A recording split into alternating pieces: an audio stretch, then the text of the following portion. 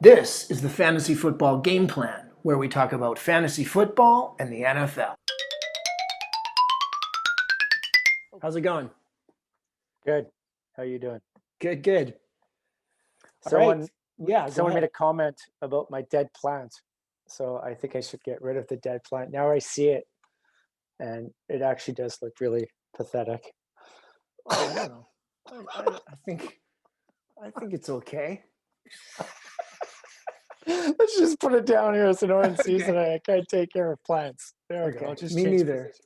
There Me you neither. Okay. So let me see. Should I start this time? I've got the AFC West. What have you got? go. NFC South. All right. That'll be a fun one. Yeah, big stuff happening in the NFC South this offseason. But yeah, let's go with. Okay. Let's Well, talk about one of your four teams. Which one are you yeah, going to start so with? I'm gonna save the best for last again and sort of start with the teams that I'm not that excited about. The Broncos, I don't know who their quarterback's gonna be. Waiting for draft day happening, something with these guys. It's hard for me to imagine that they're gonna go forward with Drew Lock as their only option as a quarterback. So I think something big is going to happen with the Broncos at QB, whether it's, trading around to get somebody good, or possibly trying to trade for one of these quarterbacks that's unhappy somewhere. Maybe Teddy Bridgewater needs a new home. It could be, a few things like that. You don't know what's happening with Deshaun Watson. I think Russell Wilson's staying in Seattle, and that was just a bunch of blah, blah, blah. But yes, something's going to happen there with the QB. And when it does, that may change some things. But right now, I thought it was significant that Philip Lindsay left town. He's a hometown boy, hometown favorite. That leaves most of the carries to Melvin Gordon.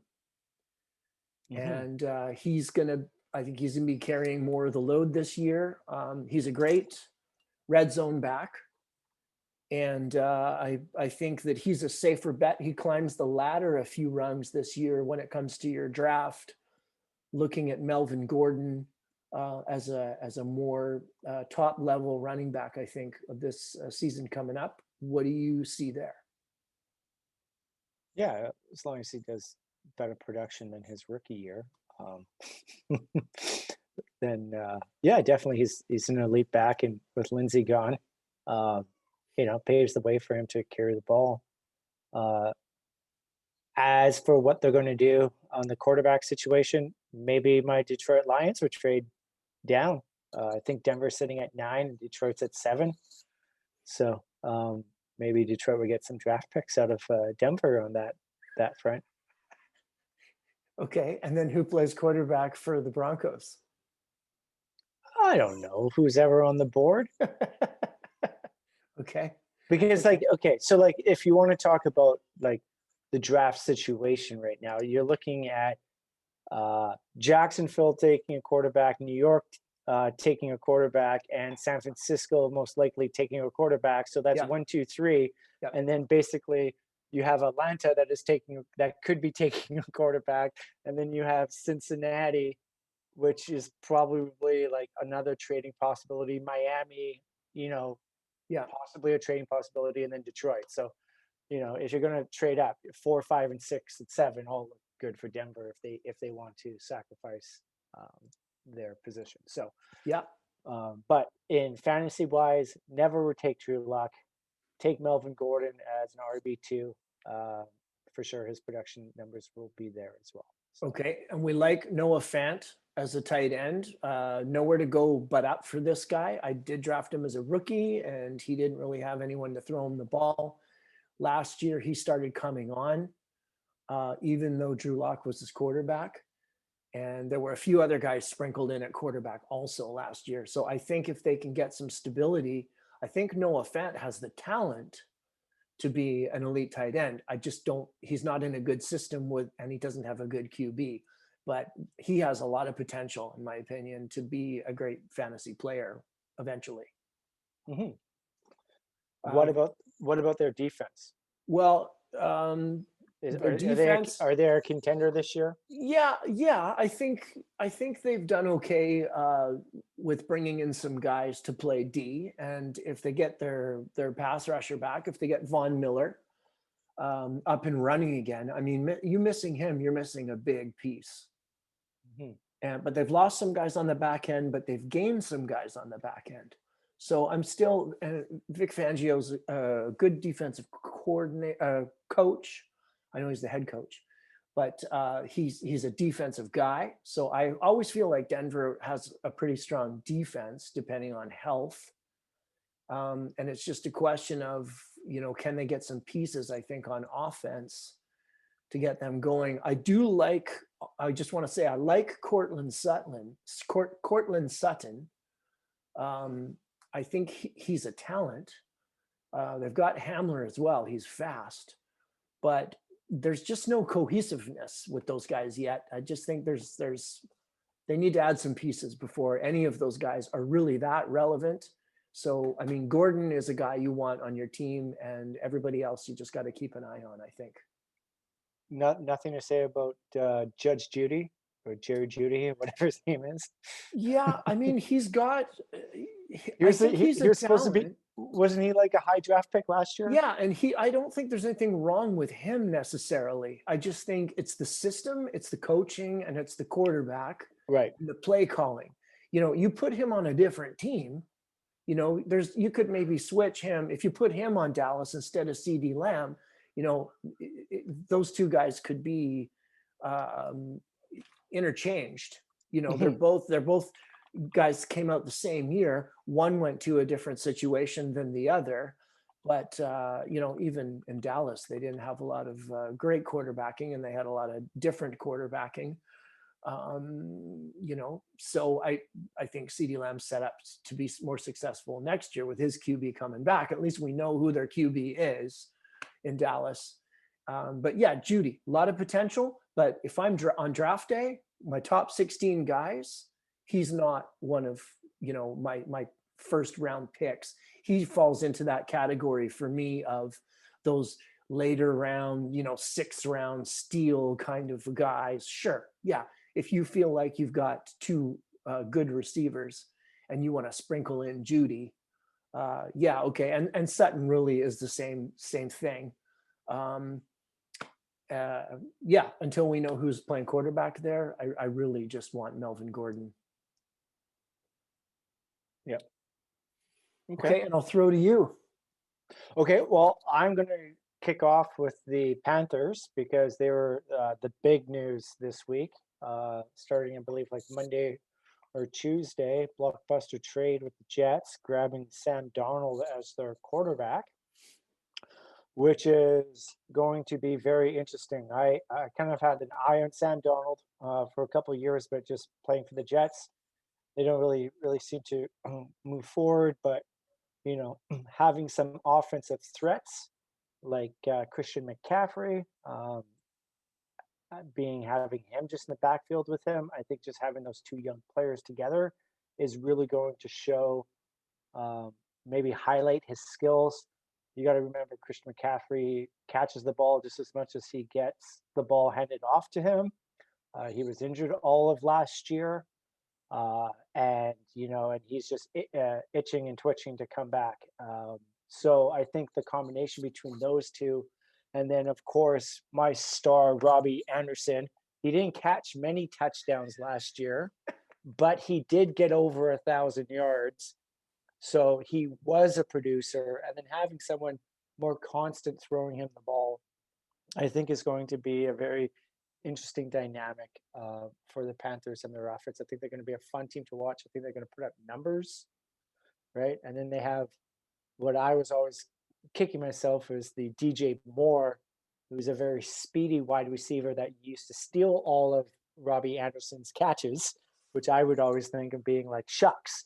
So, it's a very tough pool when it comes into which receiver you would go for with those two. But definitely, Robbie Anderson played with Donald on the Jets, so they have that chemistry. So I think for year one, you might see Anderson catch more balls than DJ Moore, but we've seen Moore last year just kill it. So very interesting team. I'm very excited about this trade. I think this is what Sam Darnold needs. And yeah, who doesn't want to be in the sunshine in Carolina? Yeah, well, also some of those catches went to the player that was traded. Curtis Samuel. Yeah, so Curtis Curtis- Samuel is gone from Carolina, so that will help Robbie Anderson because they kind of they played similar roles on that team. If Carolina picks up a tight end, Well, they do. They picked up Dan Arnold from Arizona. okay, and how do you feel about him? Just as a pass big catcher. Just a big body. I don't know his production numbers, but he's just like one of those big tight end bodies that is good. I don't know nothing about him. I always saw him on the waiver wire last year. No one really picked him up. Yeah. He could produce. I'm not sure. Yeah, I'm not sure. So that's a situation to keep your eye on. So where do you see Darnold, in terms of like, would you be comfortable with him as your starting QB in fantasy, or is he a guy you would just roster and try to get a better quarterback? I would definitely look at week one and see how he does. And then on week one, if it's in a paid money situation, drop some money on him. Yeah, I heard. You know what I mean? Like yeah. week one is going to be the telltale. If there's no preseason, and if we go right into week one, because it's going to be 17 weeks of football this year, so maybe they will get rid of preseason. Who knows? I'm hearing three preseason games this year. Okay, just see how he does week one. Yeah. If someone in your league doesn't pick him up on week two, see how he does in week two. He might be a sleeper to pick up. Never a draft pick, though, I think, at this moment. And if he is a draft pick him at 16 or something like that if you just don't want to fill your bench. But we'll talk about filling your bench later on in later episodes. Yeah. Good idea. Okay, well, there's a lot of names. The next team I'm going to is the Raiders. And Ooh. for some reason, I've got just a ton of names. When I was, planning to talk about the Raiders today, they signed Willie Snead. They've got Josh Jacobs and Darren Waller. So we know those are guys that you want to look at. Waller's an elite tight end. Josh Jacobs, I think, has fallen a little bit from where we thought he was a year ago. He's still, I think, an RB2. They signed Big Little John Brown on the Raiders, I guess, to fill in that role for Aguilar. Aguilar having left town. Hunter Renfrow was a guy last year that I kept hearing about, and he was a popular waiver wire pickup when bye weeks were happening and injuries were happening. So, I mean, will he get better? He might get better, right? Henry Ruggs and Brian Edwards were two rookie receivers that are speedy, and they were inconsistent last year. Edwards was a bit of a bust, but Ruggs was a guy who was sort of, he'd make splash plays and you'd hear his name every few weeks and you'd think, okay, here we go, and then he'd kind of disappear again. So all those guys are to keep, guys to keep your eyes on. The quarterback, Derek Carr, he's not a QB1, but he's a guy, probably worth having as a backup QB to whoever you have as your starter. And then I know you love talking about kickers, and they've got a good one there with Dan Carlson. So for some reason, I'm not excited about the Raiders at all. They've weakened in their O-line. This coaching GM regime seems to be all over the map. I don't know what they're going to do with their O-line this year, but yet here all these names are jumping out at me this week when I was looking at the Raiders and what they've been up to. The Raiders have crazy depth, but I was watching replay NFL Network yesterday, and I was watching Indianapolis with Rivers playing against these Las Vegas Raiders, and it was a comeback win in the last 40 seconds of the game. But I don't think Carr has the accuracy. I think they got rid of Aguilar because Carr wasn't able to throw him a ball. So Why you got to punish Aguilar for that? well, I just think that was the case. Is that your quarterback? They give this guy so many chances, and is it just because your brother played football that you become an NFL quarterback? Teddy Bridgewater on the Panthers is a better quarterback than Carr. I'm just saying that, like, it's unfortunate that people that have actually produced in the league, like Bridgewater, don't get a starting chance, but guys like Carr that continuously just have so many options to go with and do whatever, and they can't seem to put the game together. So, I know Carr's had some injury problems over the last couple of years. He's a tough guy. I just don't think he's going to make all those threats even worthwhile, except for like definitely Darren Waller.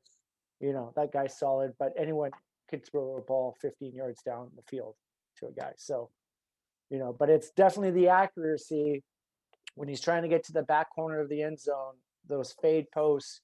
I just really believe that, like, all those big plays, Carr, I would not put him in my draft.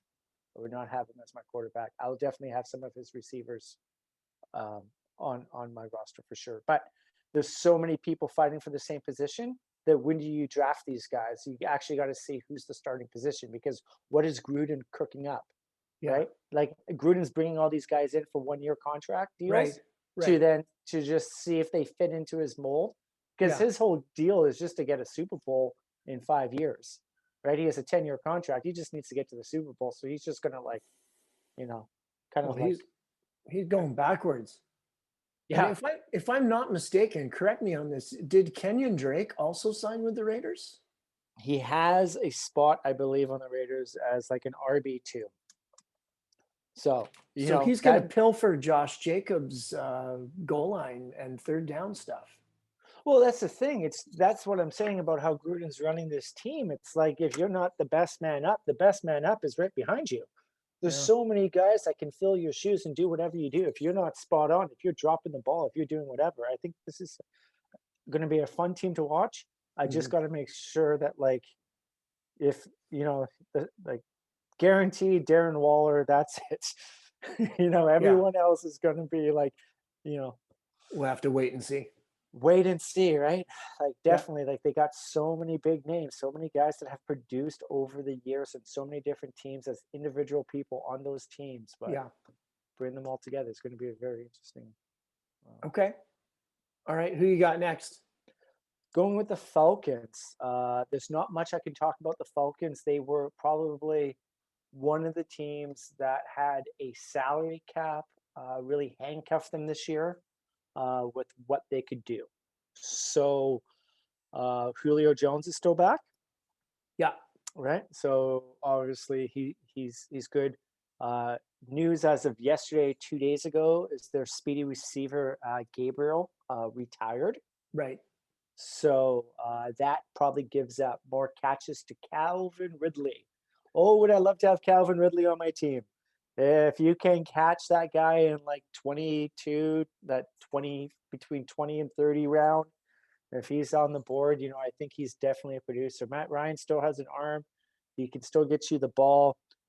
Like we kind of talked about their position, though, in this year's draft, they could be looking at drafting a quarterback at fourth position. So, Matt Ryan is getting up there in age. So look for Allan to pick up a new QB. Will he start? Most likely not. Okay, then they've let Gurley go, right? At running back. Right. So what do they have? Mike Davis. Okay. That's it. But they're going to go for running back too. So. Okay, so draft, if they want to be competitive this year, maybe not quarterback, maybe draft a running back to see if they can help that running game a little bit and help even things out. Because right now, if you're playing the Falcons, you're just playing pass. Yeah. Yeah. But Mike Davis did have a good production year with Carolina. Right. And because McCaffrey was out. So it's not like this guy this guy did handle the ball really well last year and was able to catch the ball last year as well too. Yeah. He's a solid running back, but I just don't know if he's going to be number one if they get a rookie in there at some point. But like if they go QB to Ryan sitting at fourth, or do they take a running back at four? I just don't know enough about the rookie running backs to say that they're going to be better than Mike Davis, who would be able to produce. But if you're thinking about having someone that's going to carry the ball, if they don't pick someone up, maybe this is a conversation for after the draft. Maybe he's potentially a running back to use, because other than him, I think there's like Ito Smith on the team. Yeah. Like you're not really looking at someone that has been proven to be able to run, but Yeah. And how do you feel about Harrison Hurst, the tight end? Same as I felt about the tight end for Anybody Panthers. else? Yeah, like just okay. like just okay. Just maybe a fill-in guy, a streamer when your main tight end is down or some such thing like that.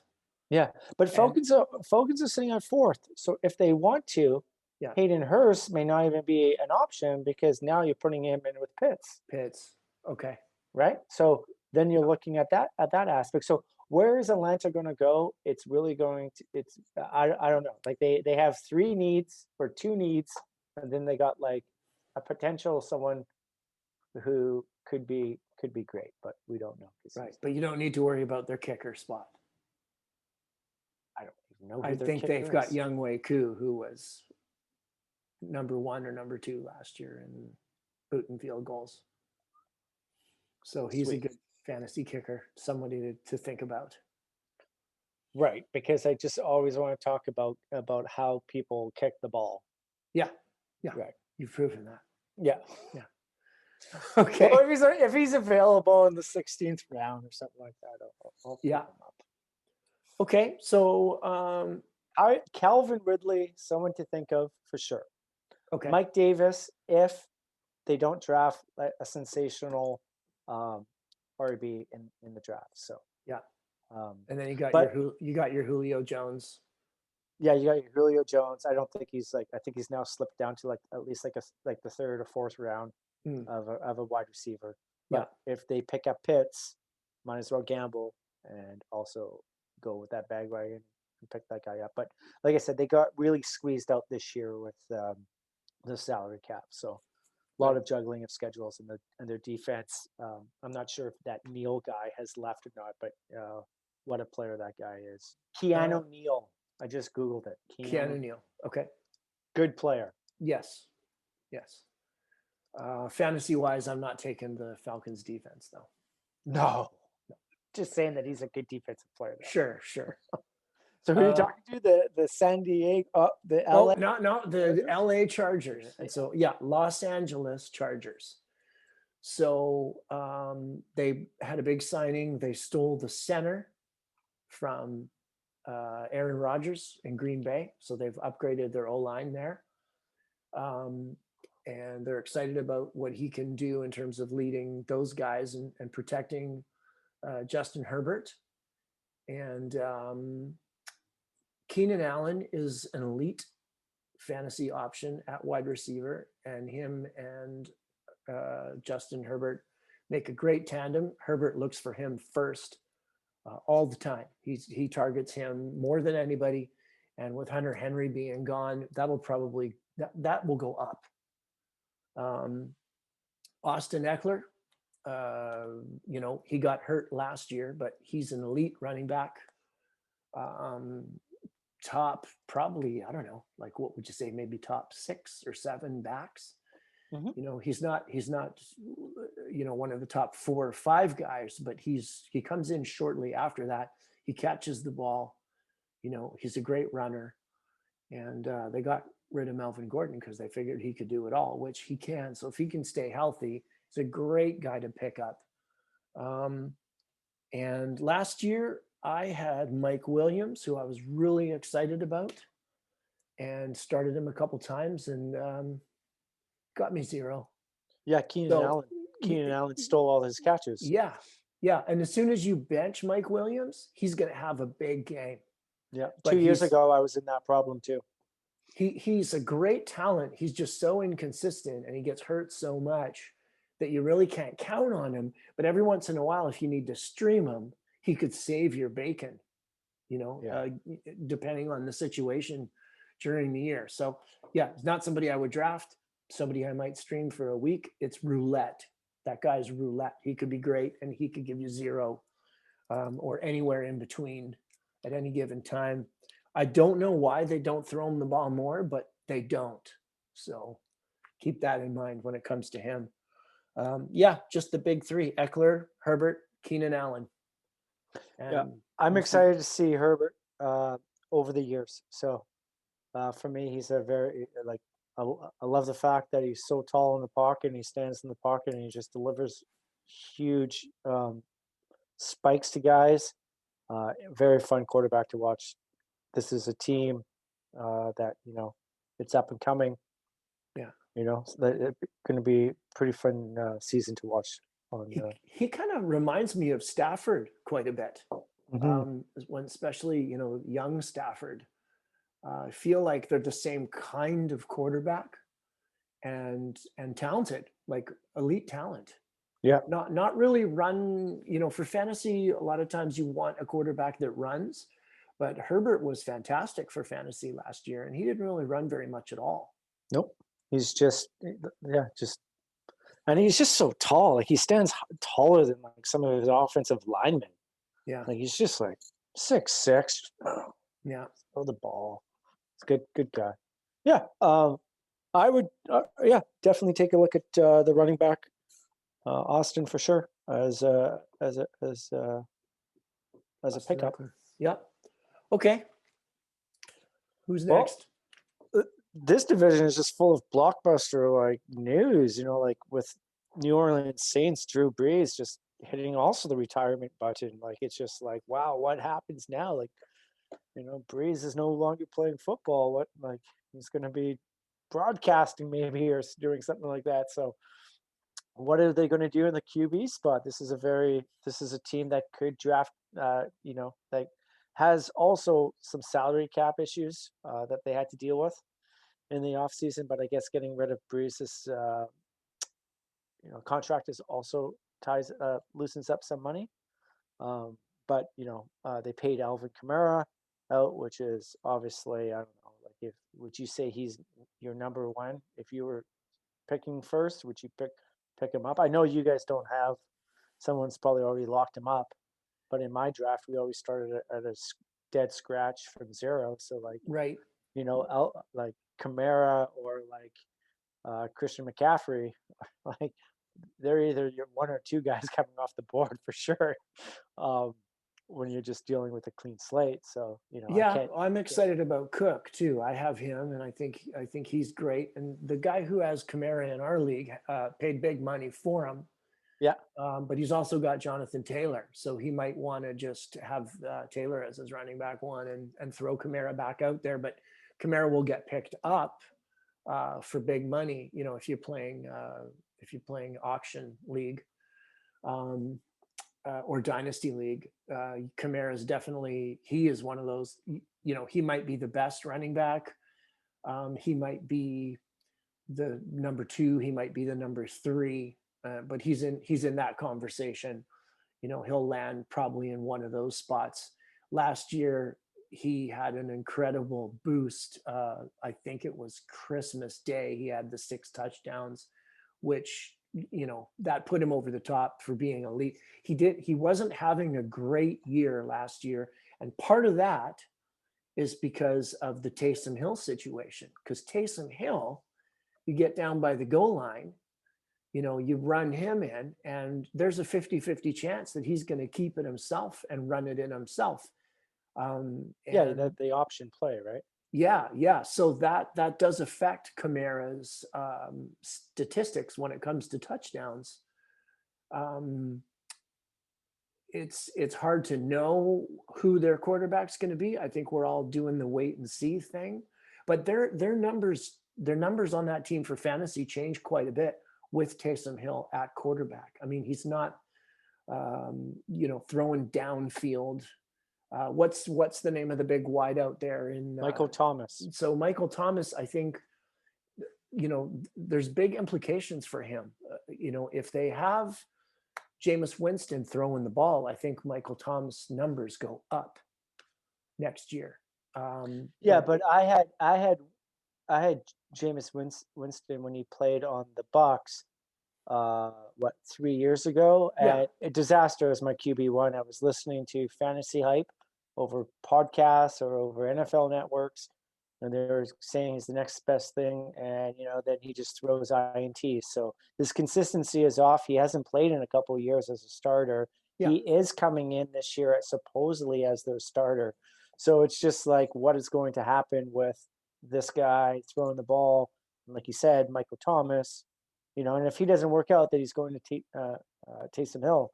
So it's going to be interesting. I think you're pretty solid to get Kamara. I think Michael Thomas has fallen off the first round, and now is maybe on the second or third round, kind of like a Julio Jones, just because of the inconsistency with Breeze not being around. That who's throwing the ball? Yeah, to them. Yeah. So besides Kamara, you've got Thomas as a lower number. What do you say? He's a number 2 wide? Sure. Okay. And then who's the third best guy on that team, do you think, for fantasy? I don't know. Some rookie that I've never heard of before. Or Taysom Hill, maybe as a QB2, like as a backup guy or a streamer guy. Someone once proposed to me starting 2 QBs in my fantasy league, and I said, no, that's just like having way too many points. Okay. I would never start a fantasy with 2 quarterbacks. That would be crazy. But if I did, I would definitely have Taysom Hill as my second quarterback every week in and week out. But I actually think he's as a football coach, if he was on my team, can't go wrong. But definitely a fantasy sort of destroyer when it comes to when he's in the game and when he's not. Right. Well, Sean Payton might go with that system where he does the 2 QB thing again, like he was doing with Breeze. So he'll have Winston in there, and then they get close to the goal line, and then they bring in Taysom Hill. In which case, you don't want to have either of them in your fantasy lineup. Yeah.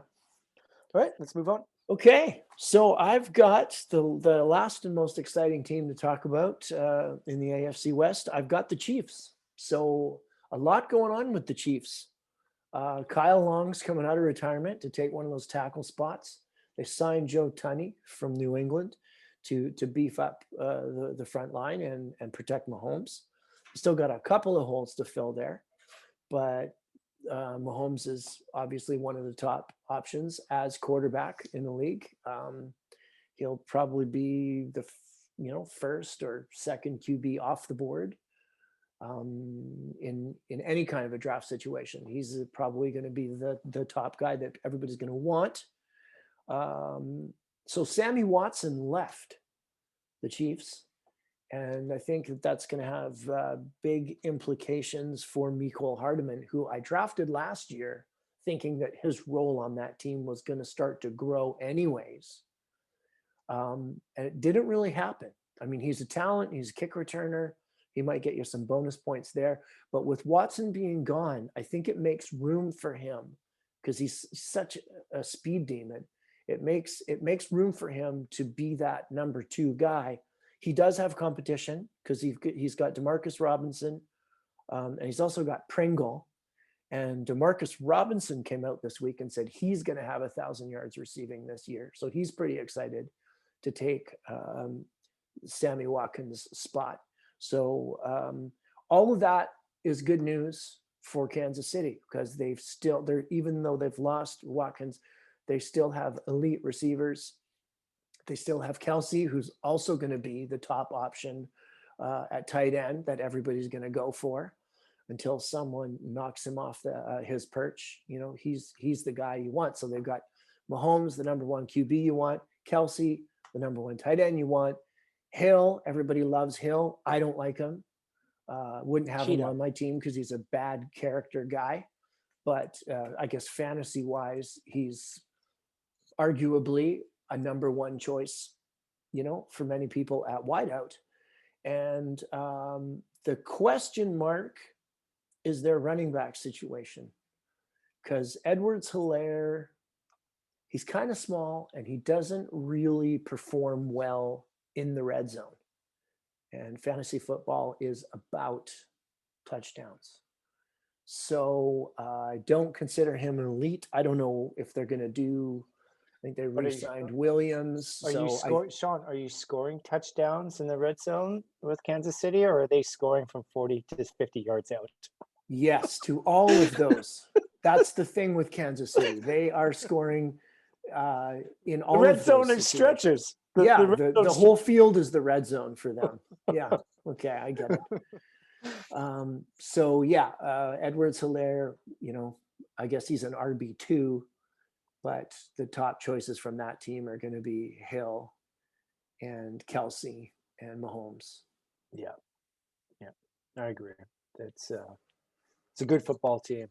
Division is tough. That division is very tough to play in with that powerhouse, as is right now in the NFL.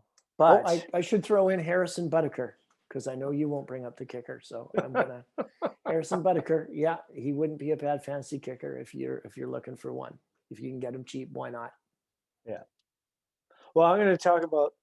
I guess it's kind of just fitting how we kind of like ended this with the last Super Bowl appearance teams. Like you ended it with the Chiefs. Mm-hmm. My talk is about the Buccaneers. Right. And like it's something to say when you can sign. And I think I said this last week, when you can sign every single one of your starting players back. So they lost no one. They are coming in as champions with the same roster. I was kind of thinking to myself this week, it's kind of like having like a college team with a stud junior team that just wins the championship, and then the next year you're just coming in, and your draft class, you're just looking at freshmen to fill the gaps, because every starting position is already taken care of. Everyone's coming back. This is just unheard of, where you're just now looking at your draft class to say, well, this player could be year 3 and this player could be year 2. Everyone is under development. And who are they under development with? Tom Brady, Leonard Fournette, Mike Evans, Chris Godwin, Scotty Miller, like just crazy. Rob Gronk. Just the name of these people that are just, it's just going to be entertaining to watch these guys just go through the NFC cells, play them twice and just kind of like rack up the points. They may have a slow start, but it doesn't matter. If they have a slow start, they're going to just come in. They're coming in as champions. They're returning as champions. Will they repeat? Who knows what's going to happen? It's the NFL. It's a long season. It's all about injuries. But this is a team that follows suit from years past. Pick up Mike Evans. Pick up Chris Godwin. Pick up Leonard Fournette. He's proven himself that he's still an elite running back. And Tom Brady. Yeah, sure, have him. But don't stretch out. Don't stretch out and grab Tom Brady like in your first or second round. Pick him up later on in your rounds of drafting. So yeah, I'm excited about these guys. So you think Ronald Jones will be the backup running back, Rojo? I think it's committee at this point. Those two guys just bouncing back and forth. Yeah. So one name that we didn't mention, I guess technically he's not a starter, but Antonio Brown last year was a great addition to the team, because with Evans and Godwin drawing all that coverage, Antonio Brown is better than, the nickel corner of the other team, whoever that is. And when he comes into the game, he often would get targeted, even though he wasn't on the field all the time. He got a high level of targets. When he's on the field, he has a good rapport with Brady, and he's better than anybody's nickel corner. I don't know where he's going to sign. I've heard some talk that they want him in Seattle, that Russell Wilson likes him a lot. But I mean, why wouldn't you want to get the band back together 100% and re-sign with Tampa and keep renting out Tom Brady's beach house and keep taking a shot at the Super Bowl every year. Who else is Yeah. going to want him? He's, like you say, it's character flaw. So, Tom Right. Brady vouched for him, and they picked him up late in the season, and he played. And like you said, he was a threat. He just made them even that much deeper and more talented. So, is he a fantasy player? Is he like that's what it like? Maybe like it depends where he is. Like if he's signing with the Bucks, I don't think he's a fantasy player. But if he's signing with somebody else, maybe he's a fantasy player. I don't think he's a number one receiver anymore. I think he's a really good number 2 or 3, but probably a really good number 3 and an okay number 2. And you make a good point. I mean, it's interesting to see what he does, but he's not an elite fantasy guy. So no, you don't need to worry about drafting Antonio Brown. Maybe you might want to stream him somewhere, depending on where he lands. If he can quit fighting with the Bucks about money and re-sign, that'd be great. But we want Evans, we want Godwin, we want Brady. Well, I guess he needs to fight for money because he pissed all the money away that the Raiders were going to give him. Yeah, that's true. That's true. He's got a lot of lawsuits. So he basically, like, if he's fighting for money now, it's the last money he's going to get because he pretty much had like Willy Wonka's chocolate factory with the Raiders, and his character pushed him out of that contract. So all he had to do was just keep his mouth shut and not videotape anything, and he would have been rolling in money. He could have been Scrooge McDuck right now, jumping. So Brady and his 2 receivers. Gronk is a lot of fun, but I feel like he's too inconsistent to really try to draft as your tight end in fantasy right now. He's at the end of his career. Well, they got that Cameron Bright guy as well too. So he's they have OJ Howard, who's a real talent at catching the ball. He was injured last year and missed out on all the fun, which is too bad because he's a real weapon also. Yeah. So it's that tight end position. Like Gronk's a great player, but definitely he proved more of a significant role on the run block. Right.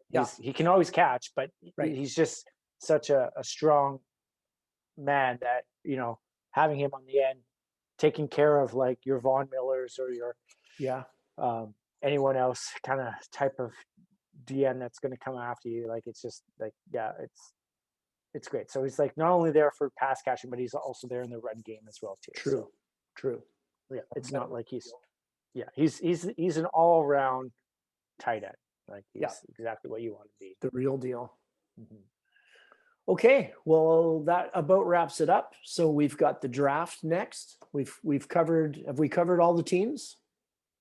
Yeah, I think we went through all 8 divisions, which is awesome.